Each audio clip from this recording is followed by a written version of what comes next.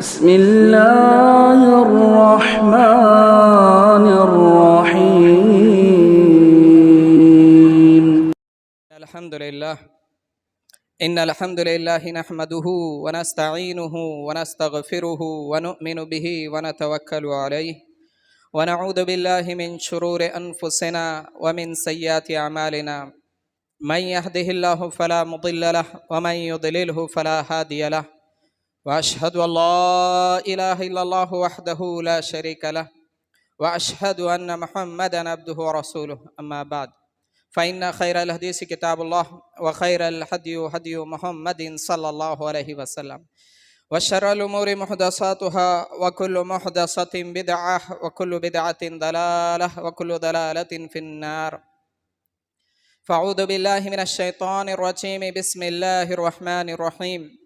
قاف والقرآن المجيد بل عجبوا أن جاءهم منذر منهم فقال الكافرون هذا شيء عجيب أئذا متنا وكنا ترابا ذلك رجع بعيد قد علمنا ما تنقص الأرض منهم وعندنا كتاب حفيظ بل كذبوا بالحق لما جاءهم فهم في أمر مريج أفلم ينظروا إلى السماء فوقهم كيف بنيناها وزيناها وما لها من فروج والأرض مددناها وألقينا فيها رواسي وأنبتنا فيها من كل زوج بهيج تبصرة وذكرى لكل عبد منيب ونزلنا من السماء ماء مباركا فأنبتنا به جنات وحب الحصيد والنخل باسقات لها طلع نضيد رزقا للعباد وأحيينا به بلدة ميتا كذلك الخروج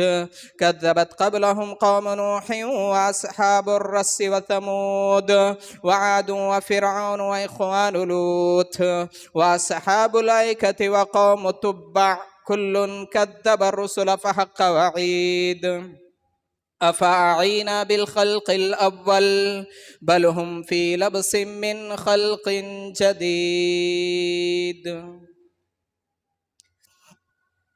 وقال تعالى في موضع آخر فأعوذ بالله من الشيطان الرجيم. بسم الله الرحمن الرحيم. لكل أمة جعلنا منسكا ليذكروا اسم الله على ما رزقهم من بهيمة الأنعام. وقال تعالى في موضع آخر فصل لربك وانحر. وقال النبي صلى الله عليه وسلم من كان له ساعة ولم يضحي فلا يقربن مصلانا. رواه ابن ماجه.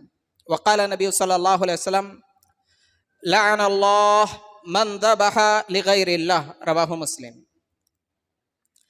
رب اشرح لي صدري ويسر لي أمري واحلل عقدة من لساني يفقه قولي. آمين. رب اشرح لي صدري ويسر لي أمري واحلل عقدة من لساني يفقه قولي. آمين. رب اشرح لي صدري ويسر لي أمري واحلل عقدة من لساني يفقه قولي. آمين. ربي زدني علما ربي زدني علما ربي زدني علما. آمين. ربي يسر ولا تعسر وتمم بالخير. ربي يسر ولا تعسر وتمم بالخير. آمين. ربي يسر ولا تعسر وتمم بالخير. آمین. حاضرین، تمام قسم کی تعریف، توصیف، بڑائی، کبریائی، عظمت، جلالت، حمد، ثنا اس اللہ رب العالمین کے لیے لائق و زیبا ہے جو اکیلے اس کائنات کا خالق ہے، اس کائنات کا مالک ہے. للہ ملک السماوات والارض. مالک ہے اللہ رب العالمین ان ساری چیزوں کا جو آسمانوں میں ہے، جو زمین میں ہے. خالق ہے اللہ رب العالمین ہر چیز کا، انسانوں کا، جنات کا، چرندوں کا، پرندوں کا، درندوں کا، ماننے والوں کا، انکار کرنے والوں کا، اچھوں کا، بروں کا، ہر ایک کا خالق صرف اللہ رب العالمین. اللہ خالق کل شیء، کہ اللہ رب العالمین ہر چیز کا پیدا کرنے والا. اللہ رب العالمین ہی ہے جو سلطنت، حکومت، اقتدار، غلبہ عطا کرنے والا یا چھین لینے والا۔ اللہ کے علاوہ کوئی اور اقتدار، سلطنت، بادشاہت نہ عطا کر سکتا ہے اور نہ ہی چھین سکتا ہے۔ تؤتی الملک من تشاء وتنزع الملک ممن تشاء۔ صرف اللہ رب العالمین ہی ہے عزت اور ذلت کا مالک، اللہ کے علاوہ کوئی عزت اور ذلت کا مالک نہیں۔ وتعز من تشاء وتضل من تشاء۔ وہ اللہ رب العالمین جو عالم الغیب ہے، غیب کا جاننے والا ہے۔ وہ اللہ رب العالمین جو مختار کل، ہر چیز کا اختیار رکھنے والا ہے۔ وہ اللہ رب العالمین کہ جو زندگی اور موت دینے والا، فائدہ اور نقصان پہنچانے والا، بیماری اور شفا عطا کرنے والا۔ لہذا اللہ رب العالمین یہ چاہتا ہے کہ اللہ رب العالمین کی مخلوق اللہ رب العالمین کی نعمتوں پر اللہ کی حمد بیان کرے، اللہ کا شکر ادا کرے، اللہ کی بڑائی اور کبریائی بیان کرے۔ لہذا تمام تعریف اللہ رب العالمین کے لیے ہے۔ الحمدللہ رب العالمین الرحمن الرحیم مالک یوم الدین۔ بعدہ درود و سلام تمام انبیاء کرام پر، خصوصاً میرے اور آپ کے آخری نبی محمد صلی اللہ علیہ وسلم پر، کہ جن کی اطاعت کو اللہ رب العالمین نے اپنی اطاعت سے جوڑ دیا۔ فرمایا من یطیع الرسول فقد اطاع اللہ، کہ جس نے رسول کی اطاعت کی اس نے اللہ رب العالمین کی اطاعت کی۔ مفہوم مخالف یہ نکلا کہ اگر کسی نے رسول کی اطاعت نہ کی تو اس نے اللہ رب العالمین کی بھی اطاعت نہ کی۔ یہ وہ رسول جس کے بارے میں یہ سرٹیفکیٹ جاری کر دیا کہ جو رسول دے اسے فوراً لے لو اور جس چیز سے روکے اس سے فوراً رک جاؤ۔ ما آتاکم الرسول فخذوہ وما نہاکم عنہ فانتہوا۔ یہ وہ رسول کہ جس کے ذکر کو بلندیاں اللہ رب العالمین نے عطا کی۔ ورفعنا لک ذکرک، کہ ہم نے آپ کے ذکر کو بلند کیا، اتنا بلند کہ ہم جانتے ہیں نماز میں اللہ رب العالمین کے نام کے ساتھ نبی کریم صلی اللہ علیہ وسلم کا نام، اذان میں اللہ رب العالمین کے ساتھ نبی کریم صلی اللہ علیہ وسلم کا نام، نبی کریم صلی اللہ علیہ وسلم پر درود کی کثرت دعاؤں کی قبولیت کا ذریعہ اور سبب، مسائل کا حل اور جنت میں داخلے کا ذریعہ اور سبب بنتی ہے۔ یہ وہ نبی کہ جسے اللہ رب العالمین نے بہت ساری بھلائیاں عطا کی۔ اعلان فرمایا انا اعطیناک الکوثر۔ لہذا درود و سلام آخری نبی محمد صلی اللہ علیہ وسلم پر۔ حاضرین، اس مختصر سی تمہید کے بعد آج کے جمعہ کا موضوع ہے قربانی کی تاریخ اور حقیقت۔ موضوع بڑا طویل ہے، دلائل بہت سارے ہیں۔ قرآن و احادیث کی روشنی میں قربانی کی تاریخ آپ کے سامنے رکھی جائے گی اور حقیقت سے مراد، جیسے بہت سارے لوگوں کا اعتراض ہوتا ہے قربانی کو لے کر، تو قربانی کا رد کیا جائے گا، کہ یعنی قربانی کا اس بات کیا جائے گا اور اس قربانی پر جو اعتراض کیے کرتے ہیں ان اعتراضات کا رد دلائل کی روشنی میں کیا جائے گا۔ ساتھ ہی اس کی اہمیت، فضیلت اور عظمت اور مختصراً اس کے پیغامات کی طرف اشارہ کیا جائے گا۔ محترم حاضرین، قربانی اس کے لغوی معنی ہوتے ہیں کل ما یتقرب بہ الی اللہ، ہر وہ چیز جس کے ذریعے سے اللہ رب العالمین کا تقرب حاصل کیا جائے اسے قربانی کہتے ہیں۔ لغوی معنی ہر وہ چیز جس کے ذریعے سے اللہ رب العالمین کی قربت حاصل کی جائے اسے قربانی کہتے ہیں۔ اب قربانی جان کی ہوتی ہے، مال کی ہوتی ہے، علاقے، ملک اور وطن کی ہوتی ہے، مختلف انداز سے۔ جیسے کہ ہم جانتے ہیں اسلام، دوسرا نام اس کا یہ ہے کہ بغیر قربانیوں کے ہم تک نہیں پہنچا۔ ہر طرح کی قربانیوں کے بعد اسلام کی تعلیمات 100% سچ ہم تک پہنچی ہے۔ جانوں کی قربانیاں دی گئی۔ حضرت سمیہ رضی اللہ عنہا کا خاندان، حضرت خباب رضی اللہ عنہ اور دیگر صحابہ کرام، جان کی قربانی، مال کی قربانی، کہ جب اسلام کو مال و دولت کی ضرورت پڑی صحابہ کرام نے مال اسلام کے راستے میں لگایا۔ حضرت عثمان رضی اللہ عنہ کو 8 مرتبہ غالباً جنت کی بشارت دی گئی اللہ رب العالمین کے راستے میں مال و دولت خرچ کرنے کی بنیاد پر۔ مال کی قربانی زکوٰۃ کی شکل میں، مال کی قربانی حج کرنے کی شکل میں، عید الاضحیٰ میں جو جانوروں کو ذبح کیا جاتا ہے یہ مال کے ذریعے. ملک اور وطن کی قربانی. صحابہ کرام نے اسلام کی خاطر، توحید کی خاطر، اللہ رب العالمین کے دین کے لیے مکہ سے ہجرت کی مدینہ کے لیے. تو یہ قربانیاں جو ہے یہ لغوی معنی. اصطلاحی معنی میں جب ہم قربانی کہتے ہیں تو اللہ کے رسول صلی اللہ علیہ وسلم کے بتائے ہوئے طریقے کے مطابق، بتائے ہوئے ایام میں، بتائے ہوئے جانوروں کو اللہ رب العالمین کی رضامندی کے لیے ذبح کرنا، یہ اصطلاحی معنی میں قربانی کہلاتا ہے. اور یہ قربانی کی تاریخ دیکھیے کہ قربانی کا وجود کب سے ہے. قربانی کا وجود اسی وقت سے ہے جب سے انسانیت کا آغاز ہوا. انسانیت کی شروعات جب سے ہے اسی وقت سے یہ قربانی، جو جانوروں کی قربانی دی جاتی ہے، کی جاتی ہے، اس کا وجود حضرت آدم علیہ السلام سے ہے. انسانیت کا آغاز حضرت آدم علیہ السلام سے ہوا، لہذا قربانی بھی حضرت آدم علیہ السلام سے. بڑا طویل واقعہ ہے، مختصراً یہ جس کا ذکر اللہ رب العالمین قرآن مجید 6 پارے سورۃ المائدہ میں حضرت آدم علیہ السلام کے 2 بیٹے حابیل اور قابیل کا جو واقعہ پیش آیا اس کی طرف اللہ رب العالمین اشارہ کرتے ہوئے اعلان فرماتا ہے وَاتْلُ عَلَيْهِمْ نَبَأَ ابْنَيْ آدَمَ بِالْحَقِّ. اللہ رب العالمین کہتا ہے کہ آدم علیہ السلام کے ان بیٹوں کی تلاوت کیجئے، یعنی اس واقعے کی. تو پتہ چلا اس واقعے کو جاننا، اس واقعے کو پڑھنا، اسے سمجھنا ہمارے لیے ضروری ہے، تبھی تو اللہ رب العالمین نے اس کی تلاوت کا حکم دیا. مختصراً یہ اللہ رب العالمین کہتا ہے اذ قرب قربانا فتقبل من احدهما ولم يتقبل من الاخر. جب حضرت آدم علیہ السلام کے 2 بیٹوں نے، حابیل اور قابیل، دونوں نے اللہ رب العالمین کے لیے قربانی دی، اللہ رب العالمین کہتا ہے ان دونوں کی قربانیوں میں سے ایک کی قربانی قبول ہوئی، وَلَمْ يُتَقَبَّلْ مِنَ الْآخَرِ، اور دوسرے کی قربانی قبول نہیں ہوئی. تب جس کی قربانی قبول نہیں ہوئی تھی اس نے کہا کہ میں تجھے ضرور بالضرور قتل کر دوں گا. تب حابیل نے جواب دیا کہ انما یتقبل اللہ من المتقین، اللہ رب العالمین قربانی متقین سے قبول کرتا ہے.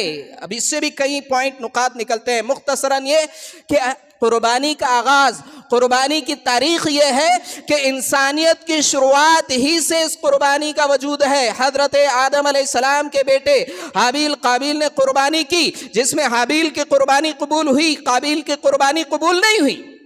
اور حابیل کی قربانی قبول ہوئی، وجہ بتائی گئی کہ انما یتقبل اللہ من المتقین، اللہ رب العالمین متقی لوگوں سے قربانی قبول کرتا ہے. کیا پتا چلا؟ آدم علیہ السلام سے قربانی کا نظام سسٹم چلا آ رہا ہے. ہم عید الاضحیٰ میں یوم النحر کے دن اور اس کے بعد ایام تشریق میں جو قربانی کرتے ہیں یہ حضرت ابراہیم علیہ السلام کی سنت، ابراہیم علیہ السلام کا وہ طریقہ ہے جسے اللہ رب العالمین نے قیامت تک جاری و ساری کر دیا.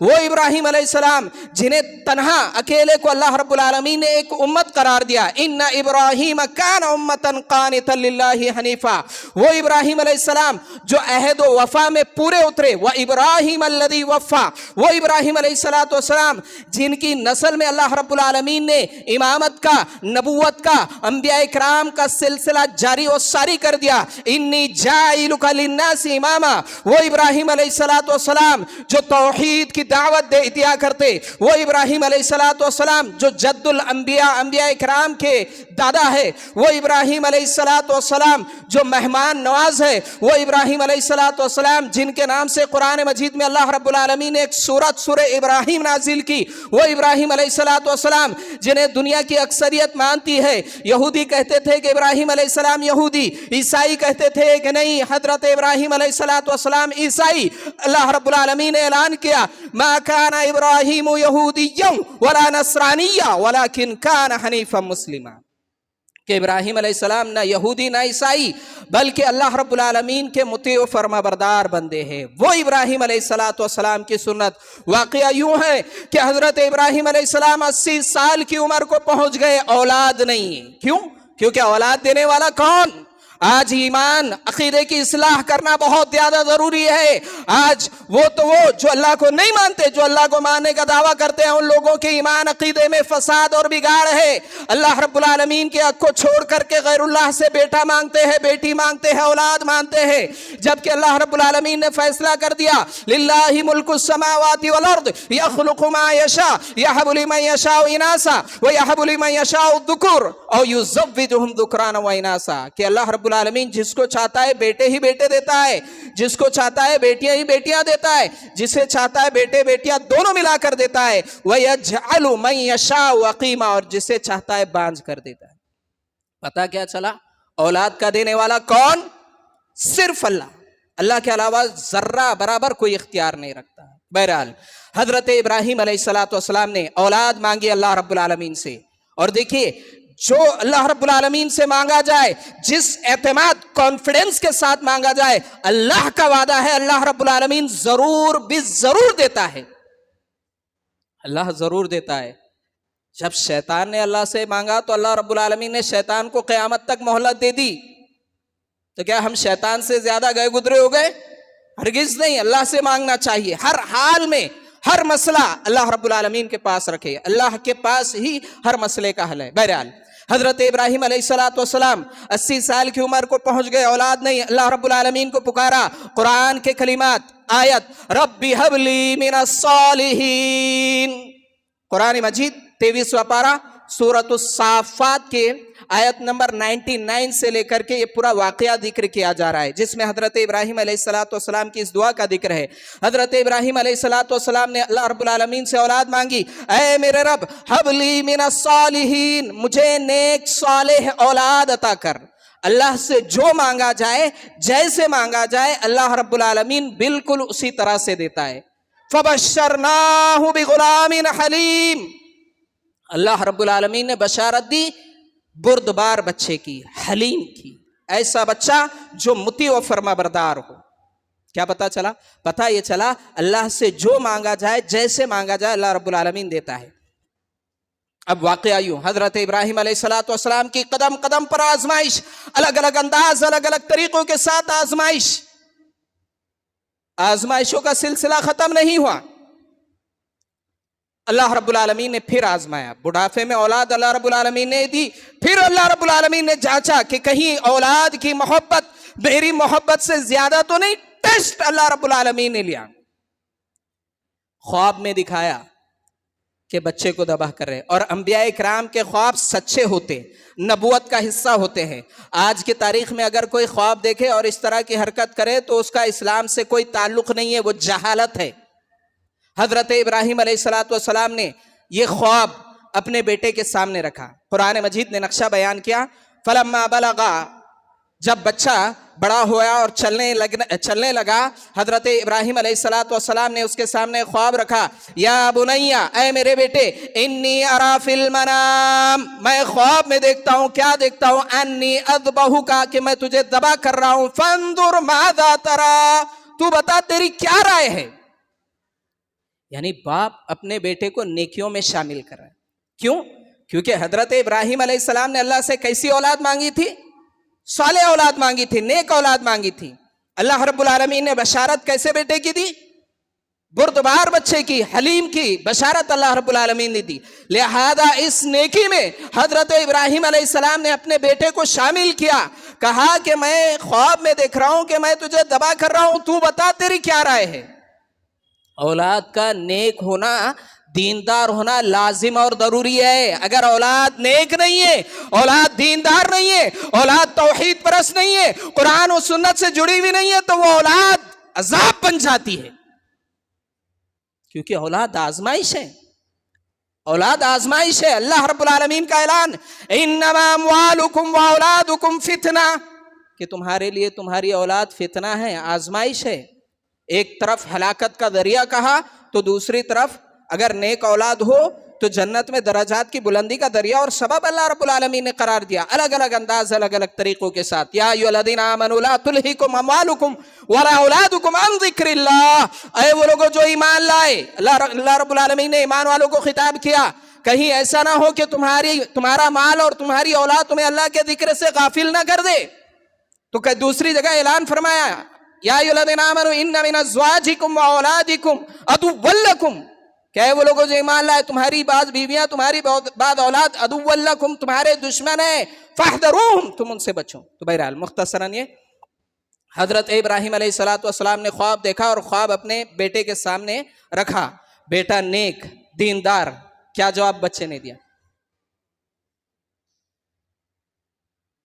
بچے نے جواب دیا یا ابت افعل، اے میرے ابو افعل، آپ کر گزریے جس چیز کا آپ کو حکم دیا جا رہا ہے وہ کر گزریے، ستجدنی انشاءاللہ من الصابرین، ان قریب اگر اللہ نے چاہا تو آپ مجھے صبر کرنے والا پاؤ گے۔ یہاں سے بھی بہت ساری چیزوں کا پتہ چلتا ہے، مختصراً یہ کہ دیکھیے باپ بھی تیار ذبح کرنے کے لیے، بیٹا بھی تیار ذبح ہونے کے لیے، سارے اسباب موجود ہیں، اس کے باوجود اپنا معاملہ کس کے حوالے کیا؟ اللہ رب العالمین کی۔ آج کوئی بھی معاملہ ہو ہمارا، مال و دولت ہو، کوئی چیز خریدنا ہو، کوئی چیز بیچنا ہو، کوئی کسی بھی چیز کے کرنے کا ارادہ ہو تو اللہ کے رسول صلی اللہ علیہ وسلم نے تعلیم دی کہ انشاءاللہ کہا جائے، اگر اللہ نے چاہا، یعنی اپنا پورا معاملہ اللہ رب العالمین کے حوالے کر دینا چاہیے۔ یہ ایمان کا تقاضا ہے، یہ اللہ رب العالمین پر توکل کا تقاضا ہے۔ حضرت اسماعیل علیہ السلام نے کہا آپ کو جس بات کا حکم دیا جا رہا ہے آپ کر گزریے، اگر اللہ رب العالمین نے چاہا تو آپ مجھے صبر کرنے والا پاؤ گے۔ حضرت ابراہیم علیہ السلام نے اپنے بیٹے کو چت لٹایا ذبح کرنے کے لیے اور چھری گھمائی، لیکن اللہ رب العالمین کو صرف آزمائش مقصود تھی، صرف اللہ رب العالمین آزمانا چاہتا تھا، لہذا اللہ رب العالمین نے وَفَدَيْنَاهُ بِذِبْحٍ عَظِيمٍ، ایک عظیم ذبیحہ حضرت ابراہیم علیہ السلام کو دے دیا اسماعیل علیہ السلام کی جگہ پر۔ اور یہی حضرت ابراہیم علیہ السلام کی سنت طریقہ آج تک چلا آ رہا ہے اور قیامت تک چلے گا۔ پوری دنیا کی باطل طاقتیں ایڑی چوٹی کا زور لگا کر کے بھی اگر اسے روکنا چاہے تو نہیں روک سکیں گی۔ کیوں؟ اللہ رب العالمین کا اعلان ہے وَتَرَكْنَا عَلَيْهِ فِي الْآخِرِينَ، آپ کی سنت کو، آپ کے اس طریقے کو ہم نے بعد میں آنے والوں کے لیے چھوڑ دیا ہے۔ ایک علاقے سے علاقے کو روکا جا سکتا ہے، کچھ لوگوں کو روکا جا سکتا ہے، لیکن پوری دنیا میں وَتَرَكْنَا عَلَيْهِ فِي الْآخِرِينَ، قرآن کی اس آیت کی بنیاد پر مفسرین نے یہ نقطہ بیان کیا ہے کہ قیامت تک حضرت ابراہیم علیہ السلام کی سنت پر عمل کیا جاتا رہے گا۔ آج بھی کیا جا رہا ہے، پہلے بھی کیا گیا اور قیامت تک انشاءاللہ کیا جاتا رہے گا۔ یہ حضرت ابراہیم علیہ السلام کی سنت، یہ قربانی کی تاریخ ہے۔ قربانی کی حقیقت کیا ہے؟ آج وہ لوگ جو قربانی پر اعتراض کرتے ہیں، اپنی زبانوں کو لمبی کرتے ہیں، حقیقت یہ ہے کہ تمام آسمانی مذاہب میں قربانی کا وجود تصور پایا جاتا ہے، جس کی گواہی خود اللہ رب العالمین نے دی۔ قرآن مجید 17واں پارہ سورہ حج آیت نمبر 37 میں اللہ رب العالمین اعلان فرماتا ہے لِكُلِّ أُمَّةٍ جَعَلْنَا مَنْسَكًا لِيَذْكُرُوا اسْمَ اللَّهِ عَلَى مَا رَزَقَهُم مِّن بَهِيمَةِ الْأَنْعَامِ، ہر امت میں اللہ رب العالمین نے قربانی کو رکھا ہے تاکہ اللہ رب العالمین کا نام لیا جائے انعام پر، وہ جانوروں پر جنہیں ذبح کرنے کا اللہ رب العالمین نے حکم دیا ہے۔ ہر امت میں، یہودیوں کے پاس دیکھیں گے ہم قربانی پائی جاتی ہے، عیسائیوں کے پاس دیکھیں گے ہم قربانی پائی جاتی ہے، ہم وطنی بھائیوں کے پاس دیکھیں گے ہم وہاں پر قربانی پائی جاتی، بلیدان کے نام سے، بلی کے نام سے قربانی کا تصور ہے۔ اس وقت مکہ میں بھی قربانی دی جاتی تھی۔ وَمَا ذُبِحَ عَلَى النُّصُبِ، آستھانوں پر جانوروں کو ذبح کیا جاتا تھا۔ پتہ کیا چلا؟ قربانی کا تصور تمام ادیان میں ہے، تمام مذاہب میں ہے، کوئی اس کا انکار نہیں کر سکتا، کوئی اس کا انکار نہیں کر سکتا۔ دلائل اب عقلی اور نقلی طور پر مختصراً دلائل سامنے رکھتا ہوں میں۔ دیکھیے ساری چیزوں کا خالق اللہ رب العالمین ہے، اللہ خالق کل شیء، ہر چیز کا پیدا کرنے والا اللہ رب العالمین۔ جب اللہ رب العالمین نے ہر چیز کو پیدا کیا، انسانوں کو، جنات کو، چرندوں کو، پرندوں کو، درندوں کو، تو اللہ رب العالمین نے یوں ہی نہیں چھوڑ دیا، بلکہ اللہ رب العالمین نے ان کی زندگی گزارنے کے اسباب اللہ رب العالمین نے مقرر کیے، سارا انتظام اللہ رب العالمین العالمین نے کیا؟ پانی کا انتظام کیا تاکہ پیاس بجھے، غذاؤں کا انتظام کیا تاکہ بھوک مٹ جائے، تاکہ بھوک مٹ جائے۔ تو اللہ رب العالمین نے انسانوں کے لیے دونوں چیزوں کا انتظام رکھا، یعنی سبزی ترکاری بھی کھا سکتے ہیں اور گوشت بھی کھا سکتے ہیں۔ اس کا انتظام کھانے کے طور پر دانتوں کے ذریعے بھی رکھا اللہ رب العالمین نے، نواجس دانتوں کے ذریعے، اور ڈائجسٹو سسٹم، نظام انہضام کے ذریعے بھی اللہ رب العالمین نے یہ انتظام رکھا۔ تو بالکل اسی طرح دوسری مخلوقات، جیسے اللہ رب العالمین نے درندے بنائے، کون بنایا؟ اللہ رب العالمین نے۔ شیر، چیتے وغیرہ، ان کی غذائیں اللہ رب العالمین نے فطرتاً گوشت رکھی، وہ اپنی فطرت کو نہیں بدل سکتے ہیں۔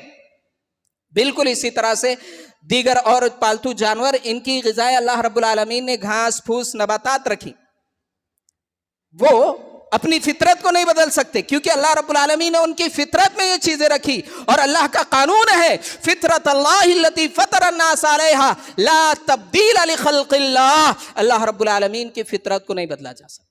تو اللہ رب العالمین نے جس طرح سے فطرت رکھی، اس طرح سے اللہ رب العالمین نے غذاؤں کا انتظام رکھا۔ آج یہ کہا جاتا ہے کہ دیکھو ہزاروں جانوروں کی قربانی دیتے ہیں، کتنے ظالم ہیں، کتنے بے رحم ہیں، جبکہ یہ فطرت ہے، یہ فطرت ہے۔ آج تو چلیے جو جاندار چلاتے ہیں، چیختے ہیں، ان کا چیخنا چلانا سنائی دیتا ہے، سمجھ میں آتا ہے، لیکن آج جیسے جیسے ٹیکنالوجی آگے بڑھ رہی ہے، سائنس آگے بڑھ رہی ہے، تحقیق کرنے والے تحقیق کرتے ہوئے آگے بڑھ رہے ہیں، ریسرچ کرنے والے جب ریسرچ میں آگے بڑھ رہے ہیں تو اس نتیجے پر پہنچ رہے ہیں کہ وہ جاندار جو جاندار ہے لیکن ان کی آواز ہمیں سنائی نہیں دیتی۔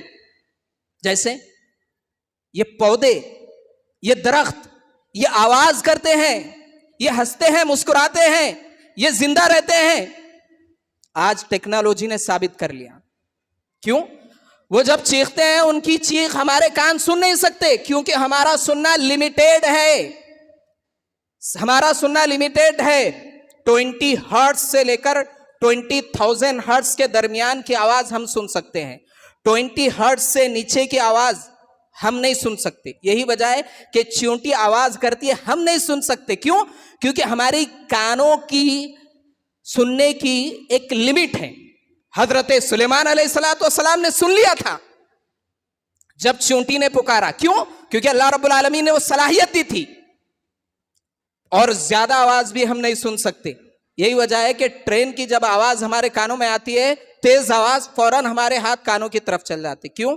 سائنس کہتی ہے 20 ہرٹز سے نیچے کی آواز اور 20,000 ہرٹز سے اوپر کی آواز سننے کی ہمارے کان طاقت نہیں رکھتے ہیں، ہمارا سننا لیمیٹیڈ ہے۔ بہرحال بتانا مقصد یہ ہے کہ یہ درخت، یہ نباتات، یہ آواز کرتے ہیں، ان کے اندر جان ہوتی ہے۔ آج سائنس نے اس چیز کو سامنے رکھ دیا ہے۔ اب جب ہم اپنا پیٹ بھرنے کے لیے ان درختوں کی جان لیتے ہیں، اس وقت ہمیں احساس نہیں ہوتا، اس وقت ہم بے رحم نہیں قرار پاتے، لیکن ان جانداروں کی جان لیتے ہیں، ذبح کرتے ہیں اللہ رب العالمین کی رضامندی کے لیے۔ ان جانوروں کا اللہ رب العالمین کے لیے ذبح ہونا ان کے لیے بھی خوش قسمتی ہے، اور ہمارے لیے بھی خوش قسمتی ہے، ہمارے لیے بھی خوش قسمتی ہے۔ بہرحال بہت سارے دلائل ہیں، مختصراً اشارہ کیا جا رہا ہے۔ دیکھیے آج اعتراض کرنے والے بھی مختلف طرح کی پارٹیز کرتے ہیں، فنکشنز کرتے ہیں، اور ہم جانتے ہیں ماحول و معاشرہ اس بات کی گواہی دیتا ہے، وہ لوگ خود اس بات کی گواہی دیتے ہیں کہ بغیر جانداروں کی جان لیے کہ کسی کی زندگی نہیں گزر سکتی،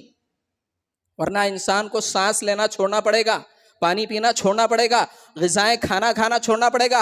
ہر ایک کے اندر بیکٹیریا، جاندار وغیرہ رہتے ہیں، یعنی ہم اپنی جان بچانے کے لیے بہت سارے جانداروں کی جان لے رہے ہیں۔ بہرحال مختصراً یہ کہ فطرت اس بات کی گواہی دیتی ہے کہ اللہ رب العالمین ہر ایک کا خالق ہے، اور اللہ رب العالمین بہتر طریقے سے جانتا ہے کہ کسے کیا کھانا ہے، کسے کیا نہیں کھانا ہے، اور اس اعتبار سے اللہ رب العالمین نے تمام ادیان، تمام مذاہب میں اس قربانی کا تصور وغیرہ اللہ رب العالمین نے رکھا ہے، جو بالکل حقیقت ہے۔ اب مختصراً یہ حاضرین، یہ قربانی ہمارے لیے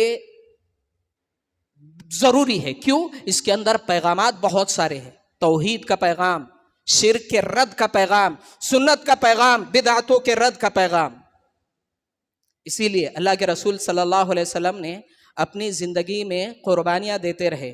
اللہ کے رسول صلی اللہ علیہ وسلم کے پاس صحابہ اکرام قربانیاں دیے.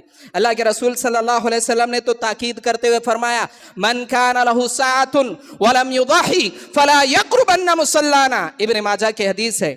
اللہ کے رسول صلی اللہ علیہ وسلم نے تاکید کرتے ہوئے فرمایا جو قربانی کی وسعت رکھتا ہو اس کے باوجود قربانی نہ دے وہ ہماری عیدگاہ کے قریب بھی نہ آئے.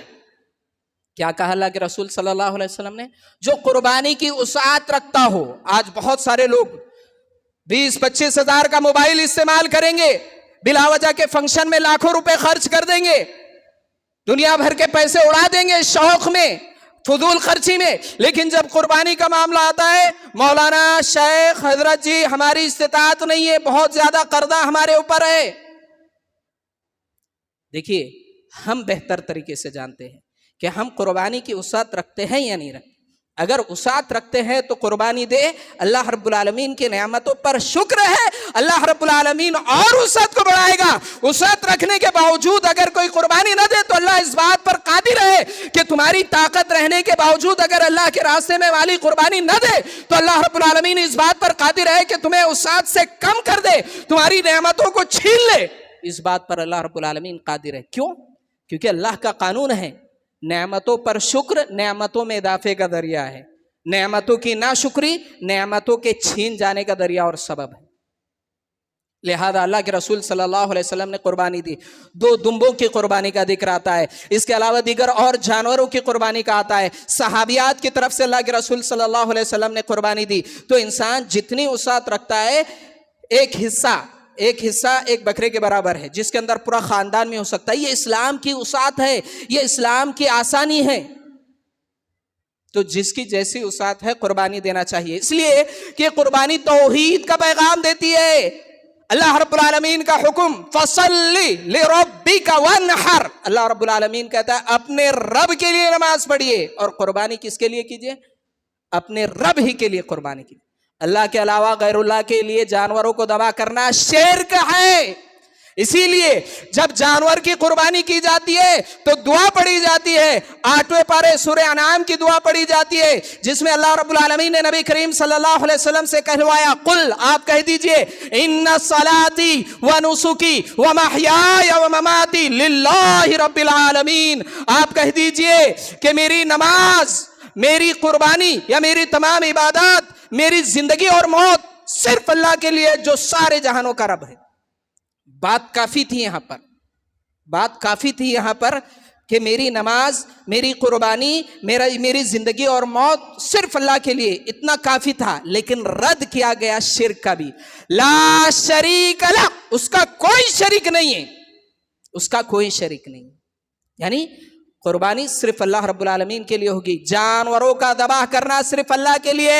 غیر اللہ کے نام پر جانوروں کو ذبح کرنے والوں, اللہ رب العالمین کی لعنت, اللہ رب العالمین کی پھٹکار برستی ہے تمہارے اوپر. اس لیے کہ اللہ کے رسول صلی اللہ علیہ وسلم کا فرمان ہے لعن اللہ من ذبح لغیر اللہ, جو غیر اللہ کے لیے جانوروں کو ذبح کرتا ہے اس پر اللہ رب العالمین کی لعنت ہے. دیکھ جائیے آج شرک کتنا تیزی کے ساتھ ہوتا ہے. غیر اللہ کے نام پر جب جانوروں کو ذبح کرنا ہوتا ہے, پیسے نہیں ہو ادھار لیتے ہیں, لیکن غیر اللہ کے نام پر نذر نیاز چڑھاوے چڑھائے جاتے ہیں. ادھر اللہ رب العالمین کا حق ہے, اللہ اس کے رسول صلی اللہ علیہ وسلم نے اعلان کیا ہے کہ اللہ رب العالمین کی رضامندی کے لیے جانوروں کو ذبح کرو. انسان پیچھے ہٹ رہا ہے, بہانے بنا رہا ہے. تو یہ قربانی توحید کا پیغام دیتی ہے, شرک کا رد کرتی ہے. یہ قربانی سنت کا پیغام دیتی ہے, بدعت کا رد کرتی ہے. کیسے؟ دلائل بہت سارے ہیں, مختصراً صرف اشارہ کیا جا رہا ہے. اللہ کے رسول صلی اللہ علیہ وسلم نے عید الاضحیٰ کے دن نماز پڑھ کر کے جب باہر آئے تو اللہ کے رسول صلی اللہ علیہ وسلم نے دیکھا کہ ایک بکری ذبح کی جا چکی ہے. اللہ کے رسول صلی اللہ علیہ وسلم نے صحابی سے فرمایا کہ شاتو کا شات لحم, تمہاری یہ بکری کا گوشت ہے, یہ قربانی کا گوشت نہیں ہے. اگر تمہیں قربانی کا گوشت چاہیے تو عید الاضحیٰ کی نماز کے بعد جانور کو ذبح کرو. من ذبح قبل الصلاۃ فلیذبح مکانہا اخری, جس نے عید کی نماز سے پہلے جانور کی قربانی کی اسے چاہیے کہ وہ دوسرے جانور کی قربانی کرے, اس لیے کہ وہ عام گوشت ہے, قربانی کا گوشت نہیں. دیکھیے اس میں بھی کئی چیزیں مختصراً اشارہ کیا جا رہا ہے. وہ دن کون سا دن تھا؟ عید کا دن تھا. 10 ذیلحج کا دن تھا. قربانی کرنے والے صحابی صرف عید کی نماز سے پہلے اپنی بکری کو ذبح کر دیے تو اللہ کے رسول صلی اللہ علیہ وسلم نے کہا کہ تمہارا یہ گوشت بکری کا گوشت ہے، قربانی کا گوشت نہیں ہے. قربانی کا گوشت اگر چاہیے تو نماز کے بعد جانور کی قربانی کرو. یعنی ایک نماز جب بیچ میں فرق آ جائے تو ایک صحابی کا عمل قبول نہیں ہو سکتا. تو آج 1400 سال کے بعد دین کے نام پر، اسلام کے نام پر، نیکیوں کے نام پر، اچھائیوں کے نام پر، خیر کے نام پر بدعتوں کا ڈھیر لگا دے اور یہ سمجھے کہ نیکی ہے تو کہاں سے نیکی ہو سکتی ہے؟ کہاں سے نیکی ہو سکتی ہے؟ جبکہ وہ دن عید کا دن صحابی صرف نماز سے پہلے ذبح کر دیے تو اللہ کے رسول صلی اللہ علیہ وسلم نے کہا یہ عام گوشت ہے. پتہ یہ چلا دین کو سمجھنے کے لیے عقل نہیں بلکہ نقل، اطیع اللہ و اطیع الرسول چاہیے، اطیع اللہ و اطیع الرسول چاہیے. تو حاضرین، یہ بدعات کا رد کرتی ہے، سنتوں کو زندہ کرتی ہے، یہ تقوی کا پیغام دیتی ہے. تقوی کا پیغام یہ قربانی دیتی ہے. اور تقوی تمام عبادات کا مرکز ہے. ہماری زندگیوں کا مقصد تقوی ہے. رمضان المبارک کے روزے رکھنے کا مقصد تقوی ہے. تمام عباداتوں کے پیچھے ایک اہم مقصد تقوی ہے. جیسے کہ اللہ رب العالمین قرآن مجید 17ویں پارے سورہ حج میں اعلان فرماتا ہے لَن يَنَالَ اللَّهَ لُحُومُهَا وَلَا دِمَاؤُهَا وَلَكِنْ يَنَالُهُ التَّقْوَىٰ مِنْكُمْ. ہرگز اللہ رب العالمین کو نہ ہی تمہاری قربانی کا گوشت پہنچتا ہے اور نہ ہی خون پہنچتا ہے، بلکہ اس قربانی کے ذریعے اللہ رب العالمین تم میں دیکھنا چاہتا ہے کہ متقی کون ہے. لہذا قربانی اللہ رب العالمین کی رضامندی کے لیے دیجئے، اللہ کی خوشنودی کے لیے دیجئے، ماحول و معاشرے کو بتانے کے لیے، مہنگے سے مہنگا جانور دکھاوے کے لیے کہ لوگوں میں نام ہو کہ حاجی صاحب نے، فلاں سیٹھ نے اتنا مہنگا جانور لایا، لوگوں کو بتانا مقصد نہ ہو، اللہ رب العالمین کی رضامندی، اللہ رب العالمین کی خوشنودی ہو. عقل پرستی کا، لبرل لوگوں کا رد کرتی ہے یہ قربانی. بہت سارے لوگ یہ کہتے ہیں کہ بھئی قربانی کا پیسہ غریبوں میں تقسیم کر دو، یہ فائدہ ہے. بہت سارے لوگ بولتے ہیں کہ کیوں اس طرح کی جاتی ہے. تو ان سارے عقل پرستوں کا رد کرتی ہے کہ دین میں عقل نہیں بلکہ نقل ہے. تو بہرحال وقت ختم ہوا. حاضرین، یہ قربانی اپنے اندر بہت سارے پیغامات رکھتی ہے. یہ پیغام رکھتی ہے کہ بغیر قربانیوں کے انقلاب نہیں آتا ہے. صحابہ کرام نے قربانیاں دی، انبیاء کرام نے قربانیاں دی، تابعین نے، تبع تابعین نے، اسلاف نے قربانیاں دی. ہر طرح کی قربانی، جان کی قربانی، مال کی قربانی، علاقے ملک وطن کی قربانی، ہر طرح کی قربانی یہ آزمائش ہے، اور جو ان آزمائشوں میں مکمل اترتا ہے وہ کامیاب ہوتا ہے. اسی بات کا پیغام یہ قربانی دیتی ہے. اللہ رب العالمین سے دعا اللہ رب العالمین کہنے سننے سے زیادہ عمل کرنے کی توفیق عطا فرمائے. اللہ رب العالمین عید الاضحیٰ کو امن، چین، سکون، اطمینان کے ساتھ پورا کرنے کی توفیق عطا فرمائے. شرک و بدعت سے حفاظت فرمائے. جب تک زندہ رکھے ایمان پر زندہ رکھے، جب خاتمہ ہو خاتمہ بالخیر ہو. آمین ثم آمین. وآخر دعوانا ان الحمدللہ رب العالمین. اقول قولی ھذا واستغفر اللہ لی ولسائر المسلمین انہ تعالی جواد کریم ملک بر رؤوف رحیم.